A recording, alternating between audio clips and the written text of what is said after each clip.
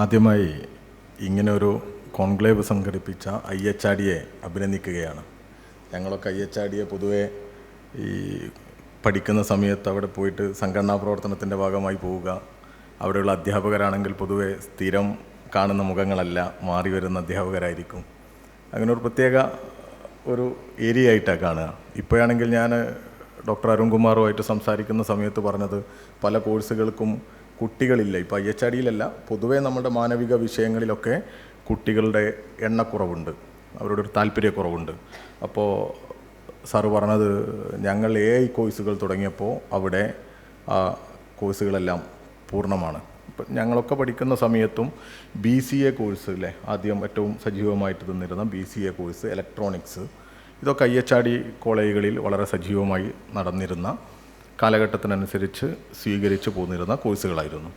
ഇപ്പോൾ ചാണ്ടിയുടെ എങ്ങനെയാണെന്ന് അറിയില്ല, ഞാനൊക്കെ ഒരു കോളേജ് പഠിക്കുന്ന സമയത്ത് എന്ന് പറയുന്നത് മൊബൈൽ ഫോണിനെ കൗതുകത്തോടു കൂടി നോക്കിക്കാണുന്ന, അത് മൊബൈൽ ഫോൺ കിട്ടണം, സിമ്മ് കിട്ടണം എന്നുള്ള ആഗ്രഹത്തിൽ, വല്ലാത്ത ആഗ്രഹത്തിൽ അതിനുവേണ്ടി പരിശ്രമിച്ച കുറേ സമയമുണ്ട്. കോഴിക്കോട് മാനാഞ്ചിറക്ക് മുമ്പിലാണ് BSNL ഓഫീസ്.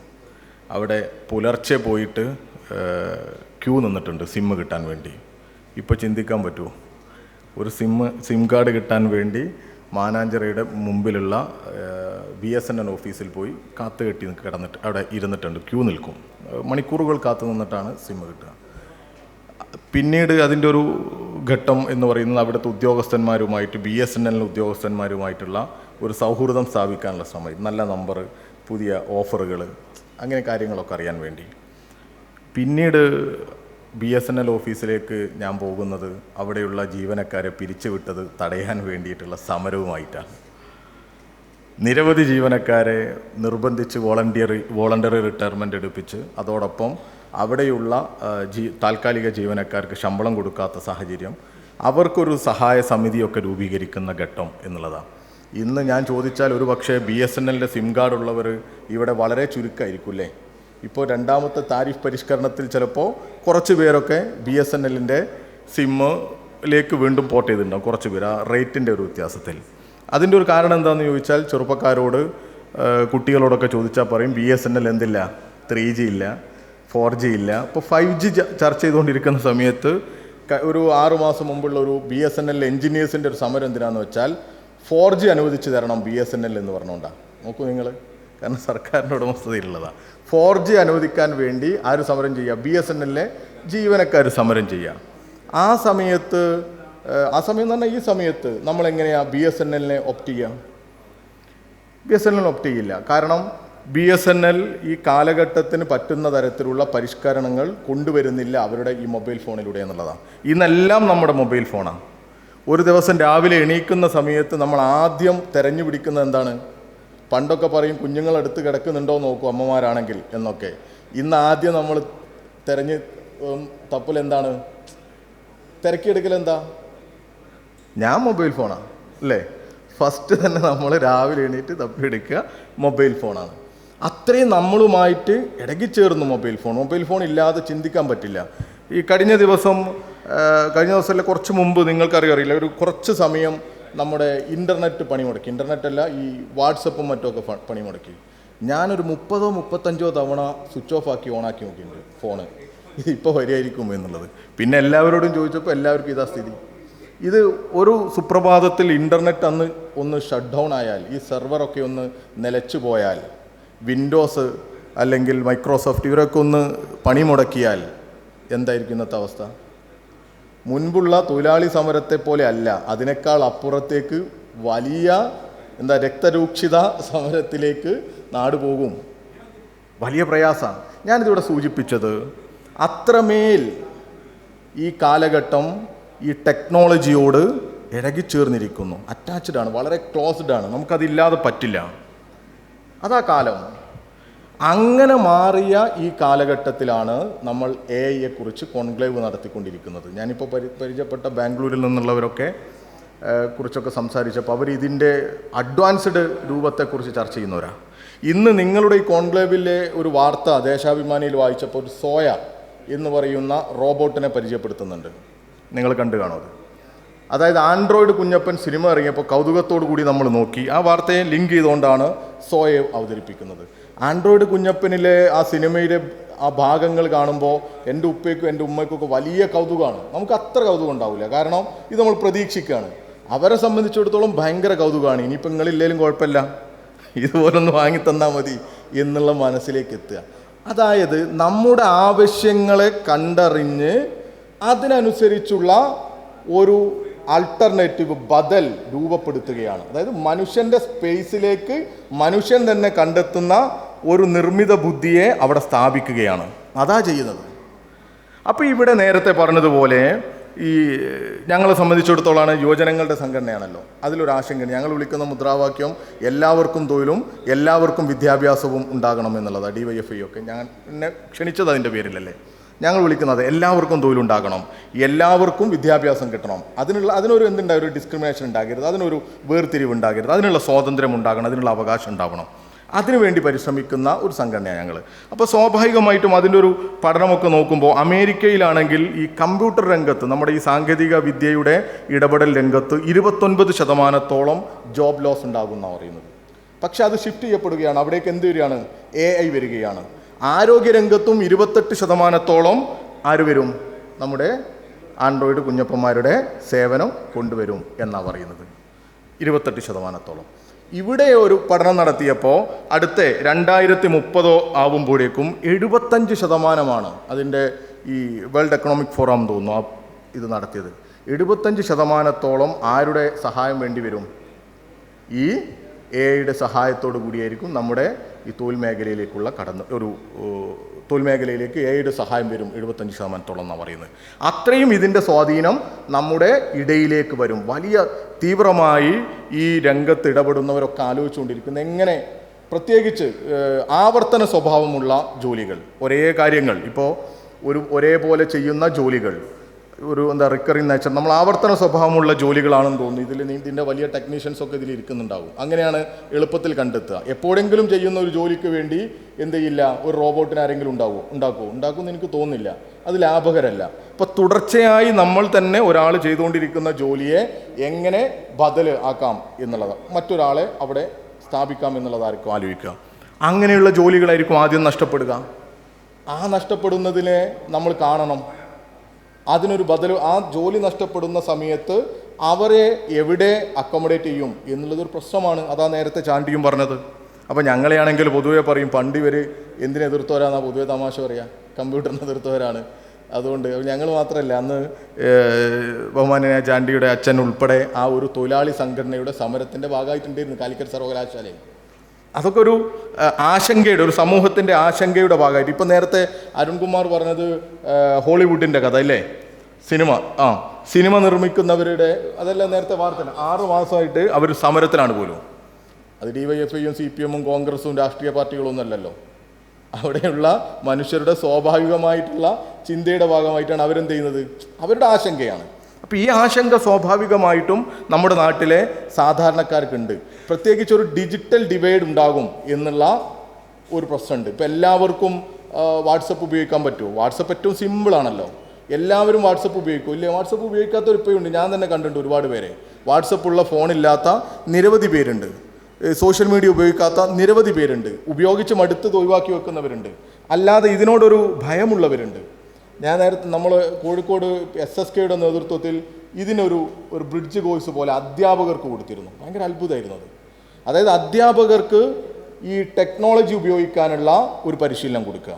കാരണം ഈ അധ്യാപകരേതാ, ഇപ്പം ഞാൻ തന്നെ BCom പഠിക്കുന്ന സമയത്ത് കമ്പ്യൂട്ടർ ഒരു പേപ്പറാണ് എനിക്ക്. നിങ്ങൾ IHRD കോളേജിൽ ചിലപ്പം ചിരിക്കും. അതിൽ നമ്മൾ പഠിക്കുക എന്താ, BCom സെക്കൻഡ് ഇയറിലും അതുപോലെ തന്നെ പിന്നീടുമൊക്കെ നമ്മൾ പഠിക്കുന്ന കോഴ്സ് CPU, ഇത് അല്ലേ, പെട്ടി വരച്ചിട്ട് ഇതാണ് CPU, ഇതാണ് ഇൻപുട്ട് എന്ന് പറയുന്നത്. ഇപ്പുറത്തതാ ഇൻപുട്ടിൽ നമ്മൾ കീബോർഡ് ഉണ്ട്, മൗസ് ഉണ്ട്. ഇത് എവിടെ പഠിക്കുക? ഡിഗ്രിക്ക് പഠിക്കുക. ഇപ്പോഴോ എൻ്റെ മോളോട് ഇതാ മോളെ CPU, എന്ത് CPU ഇപ്പോൾ എന്ന് ചോദിക്കില്ലേ? അതൊക്കെ വിട്ട് കുട്ടികൾ അതിനേക്കാൾ അഡ്വാൻസ്ഡായി. പക്ഷെ നമ്മൾ അതായിരുന്നു പഠിപ്പിച്ചുകൊണ്ടിരുന്നത്. ഞാൻ പറയുന്ന ആ കാലഘട്ടങ്ങൾ തമ്മിലുള്ള ഒരു ചേർച്ചയുടെ പ്രശ്നമുണ്ട്. നമുക്ക് എളുപ്പത്തിൽ ചിലപ്പോൾ ഞങ്ങളെ തലമുറയുടെ കുറച്ചുകൂടി അപ്പുറത്തുള്ളവർക്കാണെങ്കിൽ അത്ര എളുപ്പത്തിൽ ഇതിനോട് പൊരുത്തപ്പെടാൻ പറ്റിക്കൊള്ളണമെന്നില്ല. അവരുടെ ജോലിയിലേക്ക് ഇത് എളുപ്പത്തിൽ കൊണ്ടുവന്ന് ഇതിനെ ഇംപ്ലിമെൻ്റ് ചെയ്യുമ്പോൾ ഉണ്ടാകുന്ന പ്രയാസങ്ങളുണ്ടാകും. ഇതൊക്കെ നമ്മൾ അഡ്രസ്സ് ചെയ്യണം. അവരെയും കാണണ്ടേ? ആത്യന്തികമായി മനുഷ്യൻ്റെ ഒരു നല്ല പോക്കിനെയാണല്ലോ സമൂഹം കാണേണ്ടത്.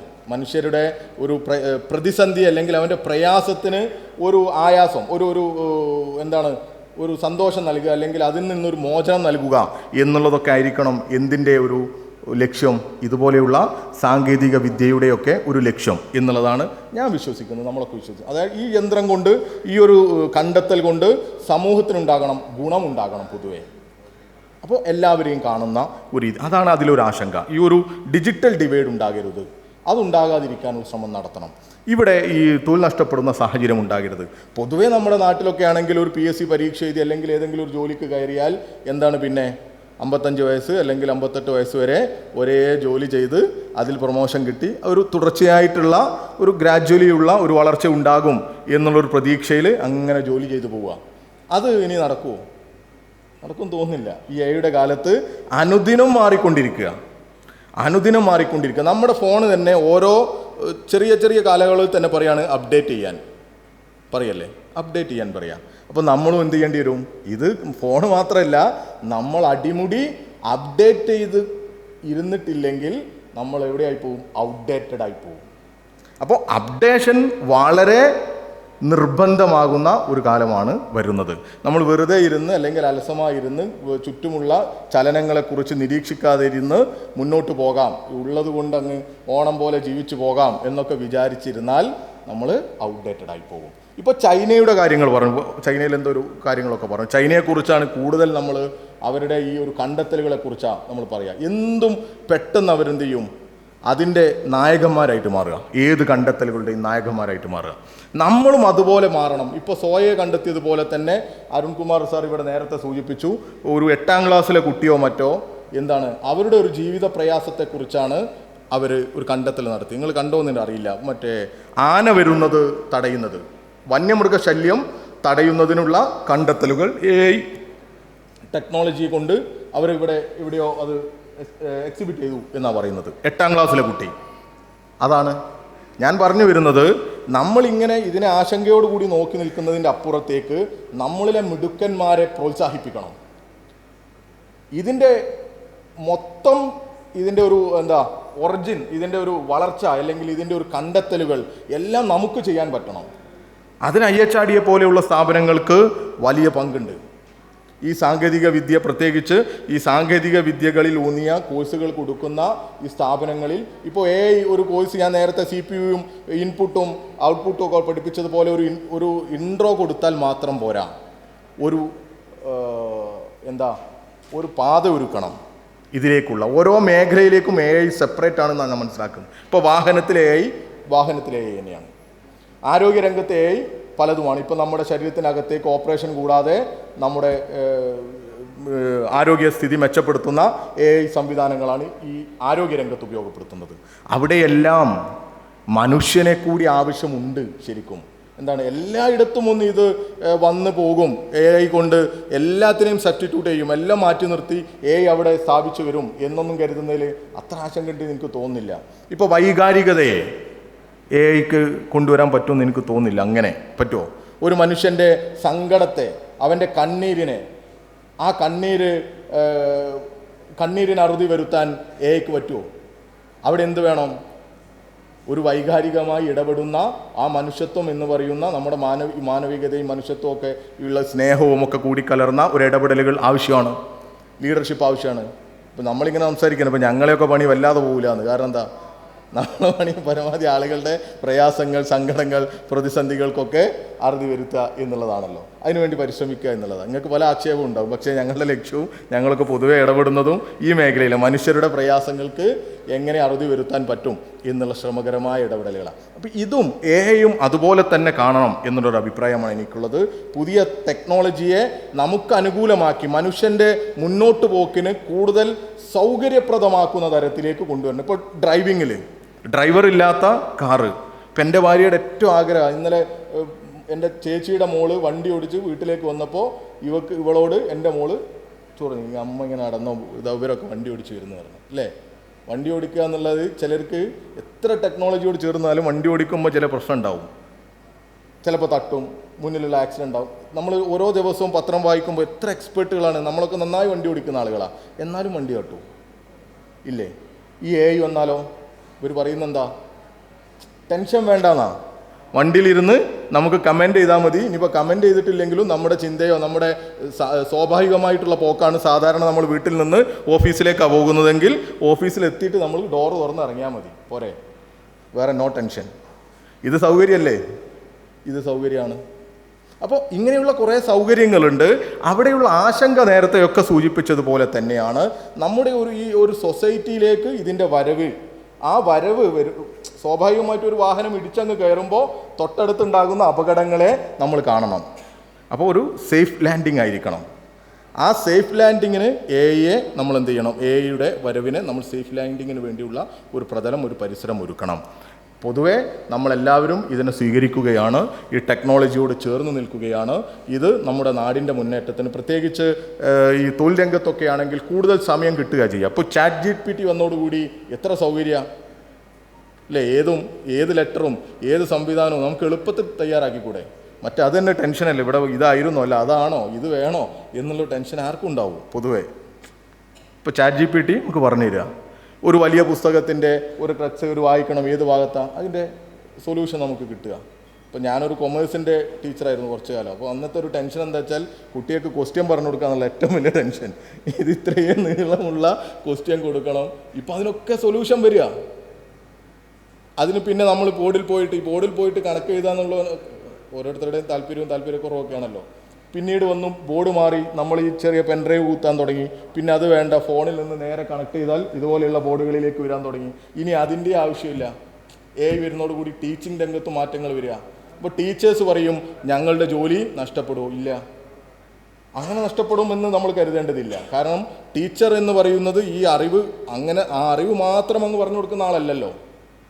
നമ്മുടെ ഒരു ദൈനംദിന ഇടപെടലുകളൊക്കെ എന്തുണ്ട്? ടീച്ചറുമായിട്ടുള്ള ഒരു കമ്മ്യൂണിക്കേഷൻ, അവരുടെ ഇടപെടലുകൾ, അവരുടെ ഒരു കൂടെയുള്ള യാത്ര എല്ലാം എന്താണ്? ടീച്ചറുടെ ഒരു ആവശ്യമാണ്, അനിവാര്യതയാണ്. അപ്പോൾ ഇതെല്ലാം കൂട്ടി യോജിപ്പിച്ചുകൊണ്ടുള്ള ഒരു മുന്നോട്ട് പോക്കിനെ തന്നെയാണ് നമ്മളൊക്കെ പ്രതീക്ഷിക്കുന്നത്.